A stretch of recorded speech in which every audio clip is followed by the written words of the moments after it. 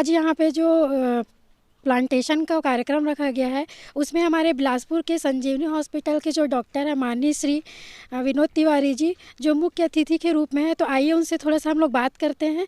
तो welcome sir आपका।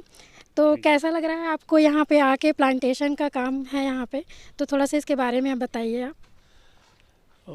वृक्षारोपण हमेशा अच्छा ही रहता है और वृक्षारोपण जैसा रहता है इसी से हम लोग पर्यावरण को बचा सकते हैं। जहाँ पर्यावरण की बात आती है अगर उसको देखा जाए तो पर्यावरण में पी है, तो इसी तरह से अगर 3 पी को हम लोग जोड़ देंगे तो पर्यावरण से ये है संरक्षित रहेगा। जैसे पानी बचाना है, पी से हुआ एक पानी, पी से हुआ पानी को बचाना है। पानी जितना बचाएंगे वो बहुत अच्छा, उसको बना नहीं सकते, ऊपर से भगवान जो है वर्षा के रूप में देता है या फिर हम लोग ज़मीन से निकालते हैं। तो जितना हो सके पानी को बचाना है। दूसरा पेड़ लगाना है। पेड़ रहेगा तो इससे पानी ये है शोषित रोकेगा, मरुस्थल नहीं बनेगा, उर्वरा शक्ति बढ़ेगी। तो इसलिए ज़्यादा से ज़्यादा अपने को पेड़ लगाना है। और तीसरा प्लास्टिक भगाना है। तो प्लास्टिक को भगाएंगे, प्लास्टिक क्या है अपने प्रकृति के लिए सबसे नुकसानदायक है। तो इस तरह से अगर 3 पी को हम लोग जिंदा करेंगे तो उससे पर्यावरण सुरक्षित रहेगा, संरक्षित रहेगा और इससे प्रकृति खुश होगी। इस समय हम लोग कोरोना के समय में देखे, जब कोरोना में लॉकडाउन हुआ था, सब अपने घर के अंदर बंद हो गए थे, प्रकृति अपने आप लहलहा गई थी। उस वातावरण का ये है जो तापमान है कम हो गया था, पानी की मात्रा बढ़ गई थी, वाटर लेवल बढ़ गया था। तो ये सब चीज़ें शो करता है कि इसको विनाश के रूप में ले जाने वाले हम ही लोग हैं, और हम ही लोग इसको अगर नहीं करेंगे तो वो ये है कि गर्त में हम ही लोग जाएंगे। बहुत ही अच्छा सर ने बताया। पी ये हमारे लिए एक बहुत बड़ा कॉन्सेप्ट है, पर्यावरण, पानी और प्लास्टिक, जिससे कि बहुत ज़्यादा अभी पॉल्यूशन बढ़ रहा है।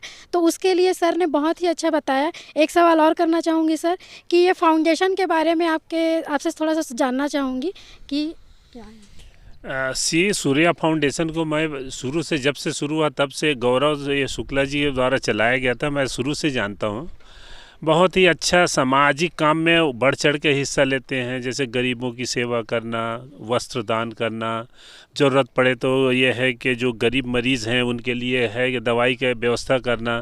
कई बार इसका फ़ोन आया, बोला भैया देख लेना मेरा ये बहुत गरीब आदमी है, परिचित है, जितना कम हो सके कंसेशन करना। मैं भी कोशिश करता हूँ कि जब ये इतना बड़ा काम कर रहा है कि तो थोड़ा सा गिलहरी जैसा छोटा सा अपना योगदान दूँ।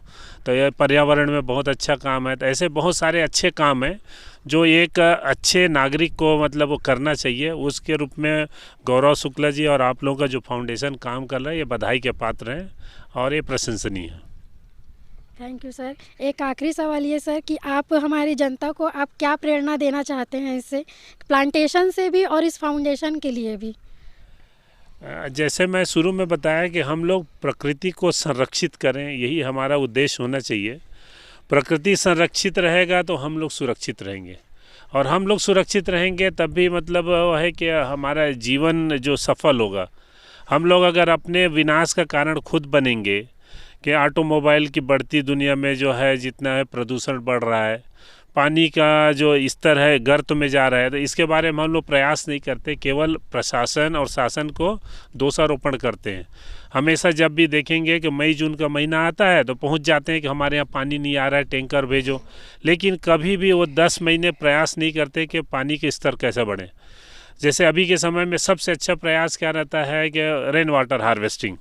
रेन वाटर हार्वेस्टिंग पहले के समय में कुआं तालाब के रूप में अपने आप मिलता था, जिसमें प्रकृति का जो है आसमान से जो पानी गिरता था वो वहाँ पे ये है इकट्ठा होता था, उसके बाद वो है ये पृथ्वी के गर्भ में चला जाता था। आजकल क्या है हर जगह कंक्रीट बन गया है। कंक्रीट के जाल के कारण क्या है पानी जो है सोख नहीं पाते, वो सीधा सीधा बह करके नदी में जाता है और नदी नाले से मिलकर समुद्र में चला जाता है।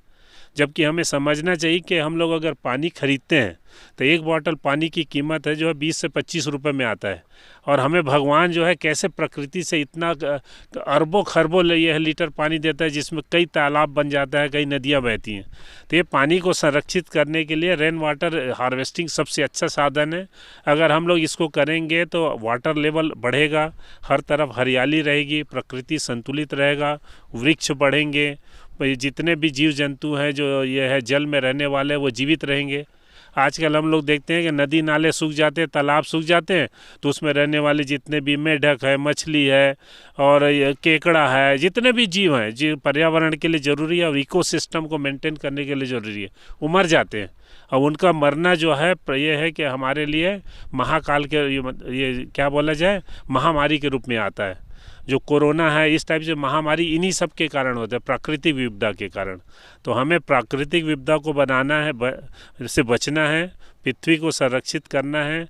तो हमें जो है पेड़ के बारे में सोचना होगा, जल के बारे में सोचना होगा, पृथ्वी के बारे में सोचना होगा और प्रकृति को संरक्षित करना होगा। बहुत बहुत धन्यवाद सर। तो आप लोगों ने देखा कि सर ने कितने अच्छे से सारी चीज़ों को एक्सप्लेन किया है। सिर्फ मनुष्य जीवन का ही नहीं, जो जलीय जीव जंतु है, जो गाय बैल भैंस है, जो पानी में रहने वाले जीव जंतु है, उनके बारे में, उनके संरक्षण के बारे में भी उन्होंने सोचा। तो ये हमारे लिए बहुत ही प्रेरणादायक है। तो चलिए हम लोग आगे बात करते हैं रमेश वैष्णव, डॉक्टर रमेश वैष्णव जी से। तो सर आप थोड़ा सा अपना परिचय दे दीजिए एक बार। मैं डॉक्टर रमेश वैष्णव हूँ, बिलासपुर से। और मैं सुखम आरोग्यालय हॉस्पिटल में मैनेजमेंट देखता हूँ वहाँ अभी।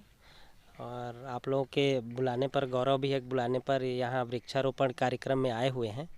और मैं ऐसे ही आते रहता हूँ, कभी भी आप बुलाते हैं तो, क्योंकि आपका जो काम है वो बहुत अच्छा है, प्रकृति को बचा रहे हैं जैसे सर ने बताया। और सराहनीय कार्य है, आप लोग गरीब बच्चों को भी पढ़ा रहे हैं, शिक्षा दे रहे हैं, रोजगार भी दे रहे हैं लोगों को। और बहुत बहुत शुभकामनाएं आप लोगों के पूरे टीम को। Thank you sir. आपसे एक क्वेश्चन है कि आप कैसे सोचे कि इस फाउंडेशन में हमको आना चाहिए, एक बार इसके बारे में थोड़ा बताइए। इसमें हम लोग सोचना क्या है, जो इतना अच्छा से काम कर रहे हैं तो इसमें किसी को सोचने की ज़रूरत ही नहीं है। हम लोग भी चाहते हैं कि सामाजिक काम हो, स्वास्थ्य को लेकर सर हमेशा काम करते रहते हैं। कहीं भी हम लोग देखते हैं कि पेड़ पौधे लगाना है, कहीं भी बुला रहे हैं, स्वास्थ्य के लिए जा रहे हैं, शिक्षा के लिए। तो इस वजह से आपके साथ जुड़े हुए हैं कि आप लोग बहुत मदद कर रहे हैं गरीब बच्चों, लोगों को जो सहायता की ज़रूरत है उनके लिए। धन्यवाद सूर्य पुष्पा फाउंडेशन। बहुत बहुत धन्यवाद सर आपका।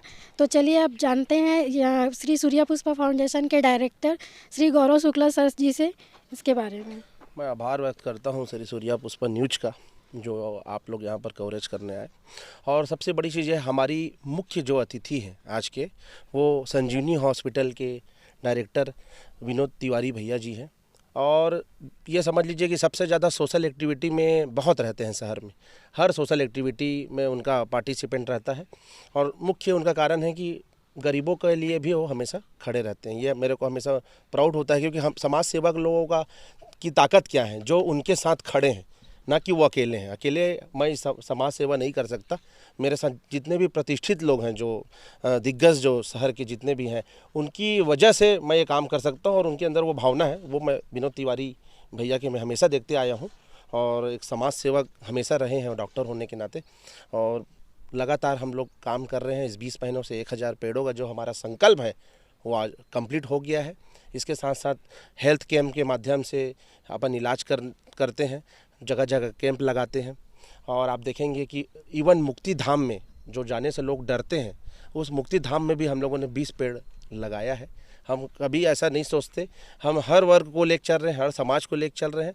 हमारा मुख्य उद्देश्य है लोगों का विकास हो, देश का विकास हो। और हमारे छत्तीसगढ़, मुख्य रूप से मैं तो छत्तीसगढ़िया हूँ, एक कहावत है छत्तीसगढ़िया सबले बढ़िया। उसी के साथ साथ छत्तीसगढ़ की जो जनताएं हैं वो बहुत आगे जाएं, हर क्षेत्र में जाएं और रोज़गार भी लोगों को मिले। इसी के साथ हम लोग काम कर रहे हैं। और जय हिंद, जय भारत, जय छत्तीसगढ़। बहुत बहुत धन्यवाद सर। तो ये थे श्री सूर्या पुष्पा फाउंडेशन के सारे मेंबर्स। तो इसी तरीके से आगे भी हम और भी न्यूज़ लेके आएंगे और भी एक्टिविटी को बताएंगे। अभी के लिए इतना ही। Thank you.